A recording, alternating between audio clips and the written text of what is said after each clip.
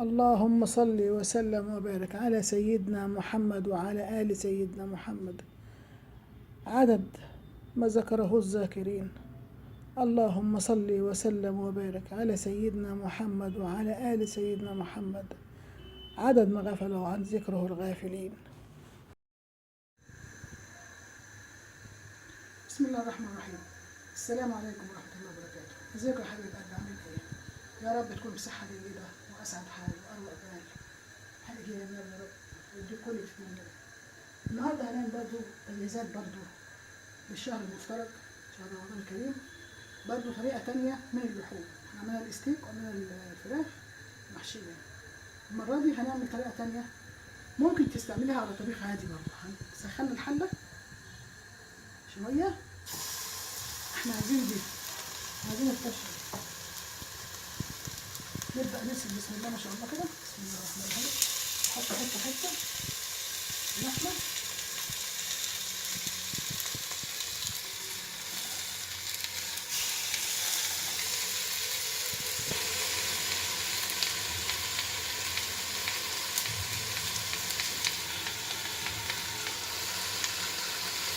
ونبدأ نسمعها كده بحيث إن هي تاخد لسعة بتاعت الحلة.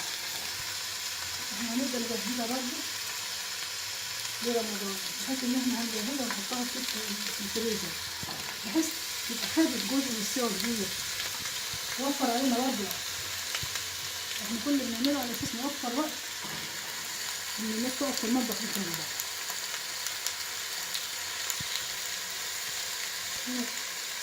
احنا كده بنظبط ان الحاجات تبدا تاخد في التمرينه بتاعتها جاهز. دي هتبقى معاكي يعتبر ممكن تقولي نص سوا، 3/4 سوا لما تيجي تطلعي. يعني مخلصينها بنخلصيها 3/4 سوا. مش هتحطي اي حاجه عليها، لا تحطي ميه ولا تحطي اي حاجه ولا زيت ولا زيت. هي من نفسها مع نفسها.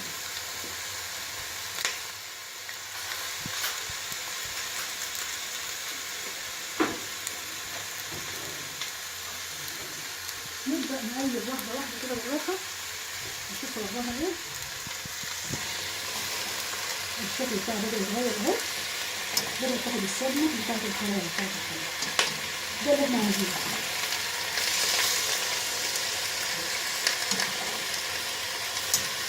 بس اللي بقى حلو ازاي؟ كل ما تاخد نار شوية بس اللي بتخلص شوية. كل ده يوفر الوقت وتبقى جميلة جدا. احنا كده بنجهز اللحمة دي على فكرة اسمها اللحمة اللي هي بيقولوا عليها بيت اللوح، اللي هي تبقى من الكتف، يعني فوق الكتف تبقى لحمته ناعمة وفي نفس الوقت كده تستوي بسرعة، مش وقت النسيوة نفسه، النسيوة بتاعتها طويلة.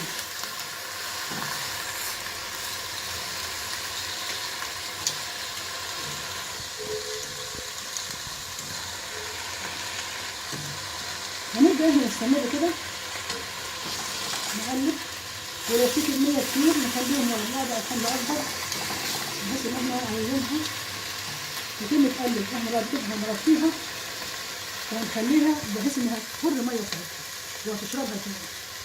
كده هنغطيها شوية وبعد شوية هنقلبكم تاني عشان مطولش عليكم، هتشوفوا هي نزلت مية قد ايه. بس احنا ممكن نعمل وقت نوطي البوتاجاز شوية بس. طالما احنا دخلنا مرحلة إن احنا قلبناها خالص، نوطي البوتاجاز شوية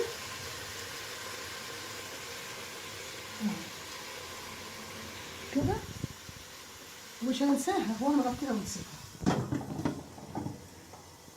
هنسيبها شوية وهنجيلكوا تاني هوريكم المية اللي نزلت منها قد ايه. ودي على فكرة ممكن الطريقة دي تحطي معاها بصل، يعني ممكن تحطي بصل مع اللحمة دي، هتنزل برضو مية البصل وهتشرب مع البصل. انا بعملها الطريقة الاسهل، لكن لو هعملها انا عندي كده واكلها بحط لها بصل بحيث ان هي والبصل يتشربوا مع بعض. بصل مبشور، بصل مخرط مقطع صغير عادي خالص. المهم ان هي كده دي اول خطوه، عشان بعد كده نجهزها الخطوات هتبقى اسهل. في حاجات كتير لسه هعملها بحيث نشيلها، يعني يا دوب نطلعها ساعتها هتلاقيها. انا هقول لكم اوريكم دلوقتي الحاجات اللي اعملها فيها الخطوات اللي اعملها وانتوا هتشوفوا هتسهل عليكم شغل قد ايه. ما تخلص شويه كده هجيلكوا تاني يا حبايبي عشان ما اطولش عليكم. بسم الله الرحمن الرحيم. بصوا بقى يا حبايبي هنا، بصوا الماء اللي نزلت منها دي، الماء احنا ما عملناش فيها حاجه، حوالي 5 دقايق كده او 7 دقايق سيبناها. نزلت ميه، ميه كتير اهي، شايفين الميه دي كتيره منها، هي ما حطيتلهاش ميه، وريحتها جميله جدا. ما حطيناش اي حاجه، لا حطينا ملح ولا حطينا كمون ولا حطينا اي شيء. الحاجه الوحيده اللي ممكن تحطها في الوقت ده ممكن تحط فلفل اسود، كده ملح. ما ينفعش تحطي ملح اصلا على اللحمه غير ما تستوي، لان بتعطل السوا بتاعتها، بتصعبه يعني زي ما بيقولوا كده، بتعيقوا السوا بتاعها كده. هنسيبها تاني لغايه لما نلاقيها الميه دي كلها نشفت، يعني شربتها تاني. مش هنخليها يعني نستنى لما الميه بتاعتها كلها تتشرب، هي نفسها تشرب. هنجيلكوا تاني بعدها، استنوا. بصي يا حبايبي، نشفت خالص اهي، مبقاش في ميه، احمرت عامله زي المشويه اهي، جميله جدا. هنا نعمل ايه احنا دلوقتي؟ الشكل الجميل بتاعنا ده، وعامله ارضيه كراميل حلوه قوي، ما حطيناش اي حاجه، لا ملح ولا فلفل ولا اي شيء. بصراحه انا افضل اللحمه ما احطلهاش بهارات كتير، انا بحط لها ملح وممكن فلفل اسود وخلاص، بيدي طعم جميل جدا كده. لو مسكناها احنا وعملنا عليها كده اهو، هتلاقيها تقطع. السوا بتاعها بقى كويس سهل. احنا نعمل ايه زياده تاني؟ نجيب هنا صلصه،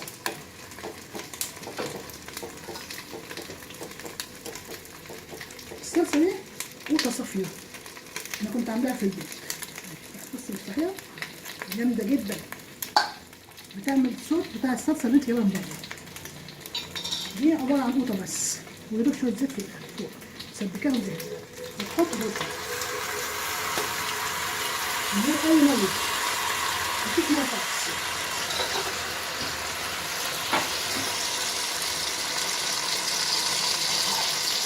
واحد تاني برضه، هي كلها قوطه، مفيش حاجه، مفيش اضافات خالص، زي يدوب ملح شويه زيت.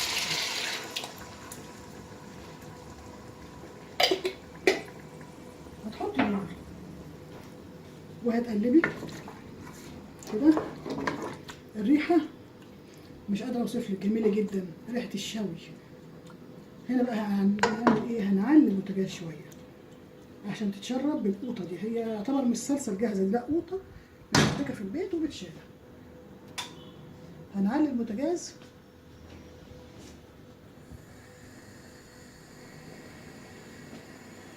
وهتبدا ممكن نحط لها ايه؟ فلفل اسود على اساس تطعمها شويه برضه، وحلو برضه. ودي هتتشال زي ما قلنا، هتتشال في الفريزر. هنسيبها مجرد ما تغلي، هنغطي عليها وهنهدي برضه النار شويه اهي. بس ما نحطش ملح ابدا، يعني في اللحمه ما تحطيش ملح عموما الا لما تستوي، لان الملح بيعوق السوا بتاعها. تسيبيها لما تاخد حقها في البوطه كده، بوطه طبيعيه مفيش اي حاجه فيها، تاخد حقها كويس كده، بتبدا تغلي. جميل، هنغطيها وهنسيبها برضه، هنسيبناها حوالي نص ساعه او ساعه الا ربع الاول، لغايه ما طلعت الميه طلعت الميه اللي فيها كلها وشربتها تاني، وعملت كرمل كده، كرمله في الحله زي الشوي، يعني طعمها يبقى حلو في اللحمه ولونها لاسعه زي الشوي، وفي نفس الوقت الريحه بتاعتها جميله جدا. هنتابعها وهنجيلكم المرحله اللي بعدها، هنقول لكم هنعمل ايه ان شاء الله. يعني كده بصوا يا حبايبي، هنقلب خالي كذا غلوه كده، الغلوه حلوه كده، فيها يعني ايه، نقدر نقول قطعت شوط كبير قوي في السوا. هنقلب شويه. اتفضلوا شاي معانا يا جماعه، الواحد بقى كيف شاي، ده كيف هو اساسا من طول عمره كيف شاي.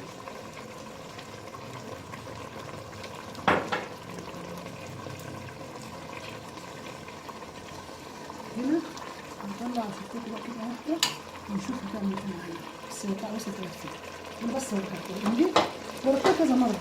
بصوا كده بالسكينه دي بمعلقه. انا قصدت اعمل بالمعلقه عشان السكينه يمكن تقطع منها، لكن اهي.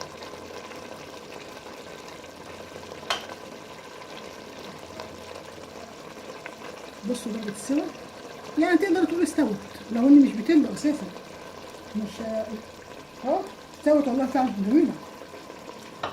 انا والشفا كل اللي دي كده استوت. تقدري تمسكيها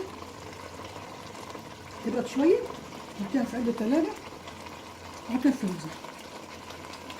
وممكن حاجه تانيه، ممكن الصلصه نفسها قبل ما تضيفيها تحطي بصله بس في طاسه او في حله تانيه، هي بتتحمر بتتشوح في هنا على الحله التانيه او طاسه، تحطي بصله زي ما تحبي مبشوره مقطعه زي ما تحبي، وتحمريها وتحطي عليها الصلصه اللي احنا حطيناها دي، وتحطيها على اللحم زي ما انا حطيت كده، بس يكون تضيف لها بصل مع الغلوه والتانيه زي كده هيستوت، بس ما زودناش ميه، خليناها كده زي ما هي.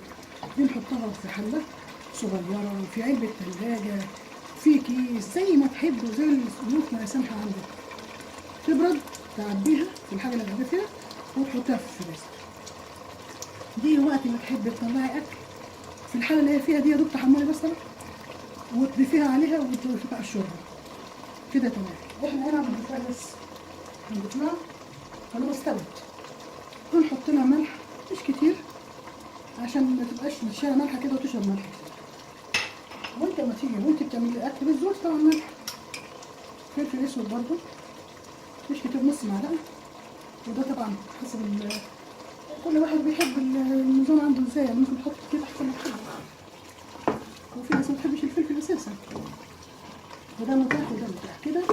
كنت وفرت طبخه تانيه لحمه طبيخ، التانيه كانت لحمه ستيك مع اي اكله تانيه انت عايزاها، مع بطاطس مع بوريه مع مكرونه مع زي ما تحب، رز مع خضار سوتيه، ادي اكله. الفراخ لوحدها برضو محشيه اللي عملناها قبل كده برضو مع اي اكله جنبها، ادي طق او ادي يوم ادي فطار. دي برضو نفس الحكايه، ممكن زي ما هي كده نحط عليها شرب، ونحط عليها بصله محمره، ونحط عليها اي خضار عندنا. غالوا التاني عملوا الخضار بس يستوي خلاص، هي كده مستويه مش هتاخد مننا وقت، اقل من وقت الرز اللي بتعمليه، يعني الرز نفسه تحس فيه وقت كده. جهزناها، هنسيبها تبرد وهنعبيها في اي حاجه بقى زي ما قلنا، تتحط في التلاجة، احفظيها في التلاجة بأي شيء تحبيه، بس مش في حاجات ألمونيوم. يعني لو حلة مثلا صاج أو حلة زي كده ماشي، مدهونة من جوه كده ومطلية كده، أو كيس أو علبة تلاجة بس تبرد طبعا. كده بقت اللحمة جاهزة عندنا للأكل. لو عايزة تاخدي حاجة تاكليها جاهزة، عايزة تحطي عليها طبيخ تحطي طبيخ زي ما تحبي. كده وفرنا الوقت، والقوطة أصلا عاملينها في البيت، يعني ما بيجيلناش حاجة من بره وما فيش أي حاجة مش مضمونة. كده بقى لو عايزه ما تاكلهاش عليها طبيخ خالص، وحبيتي تاخديها كده وتحطيها في صينيه في الفرن وشويه زيت صغيرين او ماده دهنيه وتحمريها ماشي. عندك شوايه في الفرن، حطيها على الشوايه في الفرن وولعي عليها شويه الفرن، هتنشف كده من الصلصه اللي فيها طعمتها الحلوه دي، من الصلصه فيها ملح وفيها زيت وكده، هتلاقيها محمره زي المشويه، طعمها جميل جدا. يعني كده جميله وكده جميله، ووفرنا في الوقت واللحمه استوت و100 فل و10. كده يا حبايبي اتمنى لكم يا رب اكله شهيه، ويعود عليكم الايام بخير يا رب، وتسعدوا كده وتعملوا اكلات كتير. ولسه قدامنا لسه كام يوم على رمضان، وعلينا وعليكم بخير. هنجهز على قد ما نقدر ان شاء الله حاجات كتير عشان تسهل علينا الوقت في رمضان. دمتم في رعايه الله يا حبايبي.